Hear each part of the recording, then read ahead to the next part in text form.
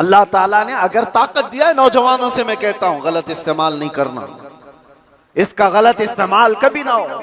औरतों को मारने की बात आई, कितने तो घर ऐसे बने हुए हैं, कमजोर है वो, तुमसे कमजोर मखलूक है, लोगों ने उसको बराबर का बनाने की कोशिश की है, लेकिन औरत तुमसे कमजोर बनाई गई है।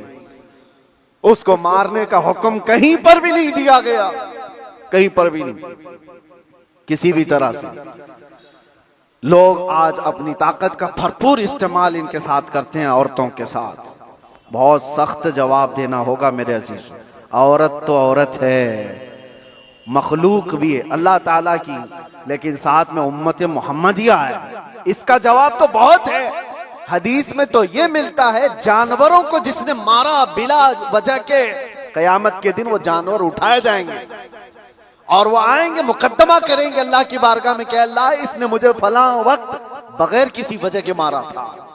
रब ताला उस जानवर को सींग अता करेगा और कहेगा कि तू इतना मार ले इसको यहाँ पर, और वहां सख्ती के साथ वो जानवर इस जालिम को मार रहे होंगे, अहले महशर उसको देख रहे हैं। जानवरों के साथ जुल्म को इस्लाम ने जायज नहीं किया, घरों में अपने औरतों के साथ कौन जुल्म की इजाजत देगा। ये हुई डोमेस्टिक वायलेंस जिसको कहा गया है। मैंने अंदर कैद में देखा कितने ऐसे कैदी औरतों को जला करके अंदर आए हुए हैं, छोटी छोटी बातों पर, जहेज के नाम पर, दो खानदानों के झगड़ों पर औरतों को जला दिया, मार दिया, खत्म कर दिया। ऐसे कितने वाक़यात। इंसान को जब ताकत ज्यादा आ जाए तो वो जुल्म के रास्ते पर आ जाता है। यहां अपने आप को कंट्रोल करना मेरे अजीजों, ये वक्त का बहुत बड़ा चैलेंज है तुम्हारे साथ। ये हुई जिस्मानी ताकत, और जब माल आ जाए, अल्लाह अकबर, ये बड़ी आजमाइश है, ये बड़ी आजमाइश है।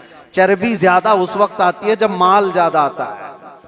जिस्मानी ताकत तो चले, आदमी अपने आप को कंट्रोल कर लेगा, रोक लेगा, लेकिन माल की चर्बी ये बड़ी खतरनाक है। ये तो गरीबों का मजाक उड़ाती है सबसे पहले, दीन को हल्का समझती है सबसे पहले। ये मौलाना लोग, ये हमारी कैटेगरी के नहीं है, या उलमा, ये तो कमतर लोग हैं, यतीम लोग हैं, लावारिस लोग हैं। मालदार सबसे पहले दीन का मजाक उड़ाने लग जाता है।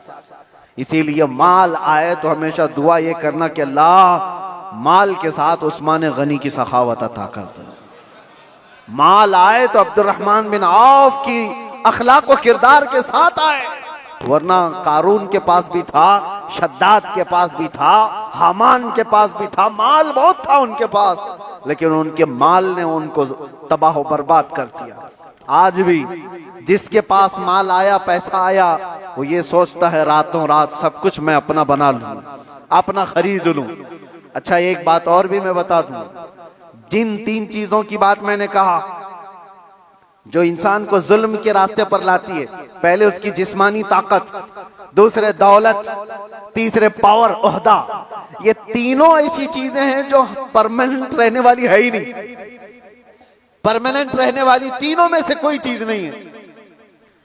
हाँ, इतना है कि जिस्मानी ताकत को जाने में टाइम लग सकता है, थोड़े टाइम बाद जाएगी, लेकिन वो भी पक्का नहीं।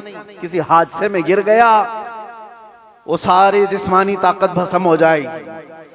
लकवा मार गया तो बड़ा सा बड़ा पहलवान बिस्तर पर आ गया, कुछ नहीं होने वाला है। मैंने सऊदी में देखा एक बहुत हट्टे खट्टे आदमी को, कोमा में है बेचारा, अब तो गल गया, लेकिन जिस वक्त कोमा में आ गया तो सिर्फ एक अटैक कुछ हुआ, कोमा में चला गया, जिस्म पूरा गल गया, खत्म हो गया। तो जिसको अपने जिस्म पर बहुत ताकत था वो अचानक भी जा सकता है, लेकिन नॉर्मली देखा गया है कि जाने में टाइम लगता है। जिस्मानी ताकत, माल का कोई भरोसा नहीं। लोग ये कहते इतना हमारे पास है कि 7 पुश्तें खाएंगी। हमने उस घर को भी देखा, उसका खुद बेटा आज 10-10 रुपए की भीख मांगता है। जिसने ये कहा था कि इतना मेरे पास है कि 7 पुश्तें खा सकती हैं, उसका सगा बेटा आज 10 रुपए मांगता है। ये माल को जाने में ज्यादा वक्त नहीं। तीसरा पावर और मनसब। जो लोग आज बैठे हुए हैं उनको लगता है कि सब कुछ हम अपनी कुर्सी से कर लेंगे। तुम्हारी कुर्सी को हिलने में देर नहीं लगता। तुम्हारा जुल्म जो है ये दीमक है जो इस कुर्सी को खाकर खत्म कर देगा। जुल्म कुर्सी पर बैठा हुआ आदमी जब करता है, माल वाला और कुर्सी वाला दोनों, ये वक्त के साथ ऐसे तेज बहते हैं कि उनको अंदाजा ही नहीं होता, उन्हें पता नहीं उनके जुल्म के शिकार मजलूमीन की आहें अल्लाह तक जा रही हैं। रब तबारक व तआला कुरान में फरमाता है कि अल्लाह तबारक व तआला इनके कामों से बेखबर नहीं। जो लोग पीड़ित हैं, जुल्म से निशाना बने हुए हैं, तो क्या इनको इंसाफ नहीं मिलेगा? दुनिया की अदालत इंसाफ ना दे, अल्लाह की अदालत तो है जो इंसाफ अता करे। जालिम दुनिया में भी भुगतेगा और आखिरत में उसका दर्दनाक अंजाम है, दर्दनाक अंजाम है। फिरौन के साथ क्या हुआ, नमरूद के साथ क्या हुआ? अरे एक मच्छर से हिलाक हो गए। फिरौन पानी में गर्क कर तबाह हो गया, गर्क होकर तबाह हो गया। अबू जहल को 2 छोटे बच्चों ने मार के गिरा दिया। जो ताकत और माल का नशा था जिसको, आज हालात ऐसे मेरे अजीजों, ये 2 तरह का जुल्म बहुत बढ़ गया है, माल का और पावर का। आज जो पूरी इंटरनेशनल न्यूज घूम रही है अमेरिका की दादागिरी, कोई बोलने वाला है इस पर? वो किसी भी मुल्क के राष्ट्रपति को उठा करके ले जाए, किसी को कुछ नहीं। हालांकि नई बात नहीं है, नई बात नहीं। पावर है ना, ताकत है, नशा है, वो कुछ भी कर सकता है।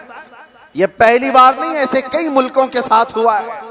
दूसरे मुल्कों में जाकर के बम गिरा देना, दूसरे मुल्कों के चुनी हुई सरकारों को गिरा देना, ये पहली बार है। जो आज सोशल मीडिया पर गर्दिश कर रही है बातें, वेनेजुएला के साथ ऐसा हुआ वैसा हुआ। अरे खुद यहां हमारे मुल्क में जब मुंबई पर अटैक हुए थे, हमले हुए थे, आपको पता होगा, काफी साल पुरानी बात, ताज पर और ये वीटी में जो हमले हुए थे, उस वक्त पकड़ करके एक अजमल कसाब को तो बहुत घुमाया गया है न्यूज में, लेकिन आपको पता है एक मास्टरमाइंड और भी था, डेविड नाम का, और उसको गिरफ्तार भी किया गया। लेकिन अमेरिका की फौज आकर उसको रातों रात यहां से लेकर अमेरिका चली गई, और ये कह करके कि इसका मुकदमा हम चलाएंगे। दादा है साहब, हमारे मुल्क का मुजरिम है, हमारे मुल्क में फसाद किया, लेकिन कानून उनका चलेगा। ये क्या है? ये पावर का इस्तेमाल। दुनिया यही चीज देखती है आज, जिसकी लाठी उसकी भैंस कहा जाता है। ये मुहावरा यही है, ताकत का ऐसा इस्तेमाल। और ये लोग दुनिया को इंसानियत का दर्ज दे रहे हैं, ह्यूमन राइट्स बनाए हुए बैठे हैं, इंसानों के अकदार ये सिखाएंगे हमें जो दुनिया को जुल्म से हाँकते हैं। मेरे अजीजों, एक बात याद रखो, अल्लाह के नबी सल्लल्लाहु तआला अलैहि वसल्लम ने अगर फरमाया कि जुल्म को अल्लाह पसंद नहीं करता, तो रसूलुल्लाह ने अपनी जिंदगी से करके दिखाया है। यह नहीं है कि तकरीरों में कहा है या कोई स्टेटमेंट है। यह दुनिया के यूएनए का एक स्टेटमेंट होगा, अमेरिका का, यूरोप का स्टेटमेंट होगा कि ह्यूमन राइट्स के खिलाफ कोई भी कुछ करेगा तो हम उसको पकड़ेंगे, मारेंगे। जुल्म के खिलाफ हम बोलेंगे, हम पीस चाहते। ये सब ढकोसले हैं, जुमलेबाजियां हैं, लेकिन सब उनके खुद के अमल की बात आए तो कोई इसमें खरा नहीं है, कोई पक्का नहीं है। लेकिन आओ बारगाह रिसालत मुआब सल्लल्लाहु अलैहि वसल्लम, अल्लाह के नबी सल्लल्लाहु तआला अलैहि वसल्लम जब फरमाते हैं कि जुल्म जायज नहीं, तो मस्जिद नबवी का वो माहौल है, सहाबा बैठे, हुजूर ने फरमाया ये मेरे आखिरी वक्त होंगे, मैं दुनिया से जा रहा हूं, मफहूम मैं बता रहा हूं, इसके बाद हो सकता है तुमसे मुलाकात ना हो, लेकिन तुम में से किसी पर भी कोई हक मेरा बाकी रहे या मुझ पर किसी का हक बाकी है तो खड़ा हो और मुझसे सवाल करे। हुजूर ने फरमाया, और एक साहबी खड़े हो गए, कहा या रसूलुल्लाह आप पर मेरा एक हक है। कहा क्या है? फला जंग में जब जा रहे थे, आप सफें सीधी कर रहे थे, मैं थोड़ा बाहर आ गया था, आपने छड़ी से मुझे मार दिया था, मैं बदला लेना चाहता हूं, आप पर मेरा हक है।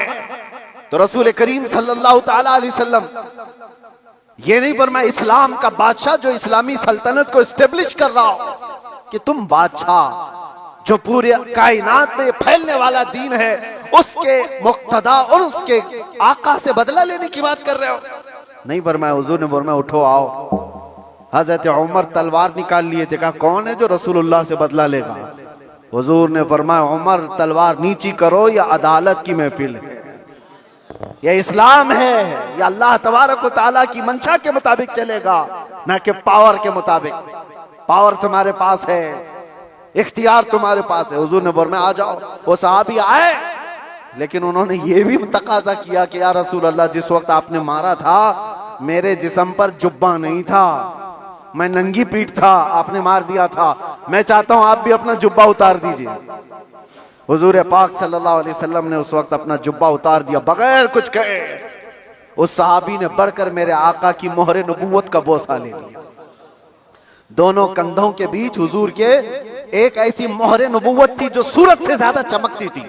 ये निशानी थी मेरे आका के खातमुन नबीन की, खत्म नबूवत की मोहर। उस सहाबी ने बोसा ले लिया और कहा बदला हो गया मेरा ये। लेकिन अल्लाह के नबी सल्लल्लाहु अलैहि वसल्लम ने अपने आप को पेश तो किया है। कोई किसी के सामने ये गट्स तो बैठाए कोई।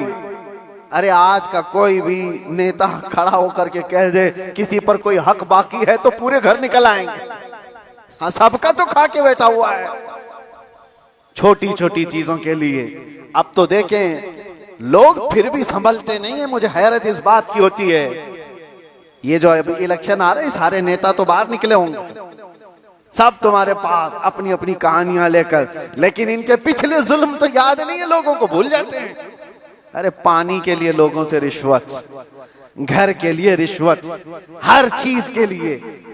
ये मखलूक के साथ जो जुल्म करके कुर्सी संभालते हैं, इनका जब वक्त आए तो मेरे अजीजों तुम्हें भी तो अपने पावर का इस्तेमाल करना चाहिए। एक बात याद रखो, इमाम हुसैन का ये जुमला है, आपने फरमाया था कि मेरे नजदीक जालिम वो नहीं जो किसी को मारता है, जालिम वो भी है जो उसके जुल्म को देखकर खामोश रहता है, आवाज नहीं उठाता।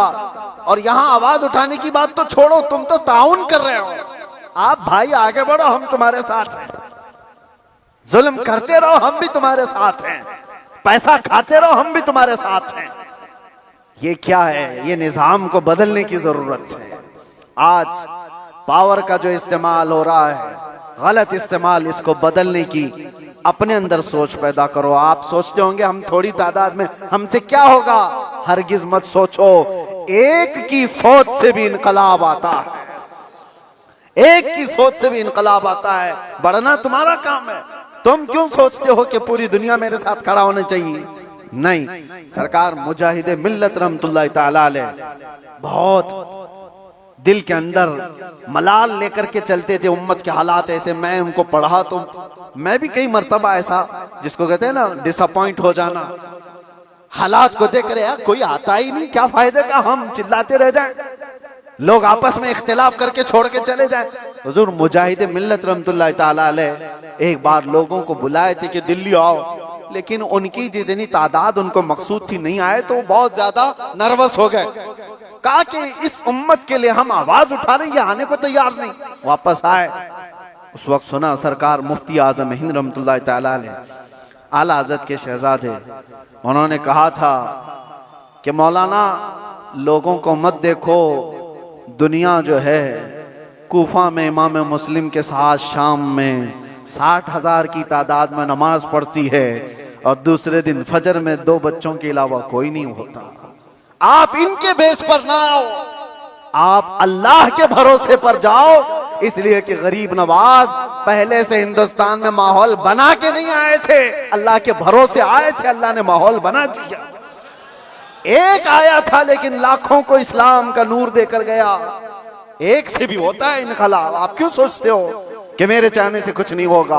आप सोचो, खड़े हो इनकलाब के लिए कि मैं जालिम का साथ नहीं दूंगा, जुल्म के खिलाफ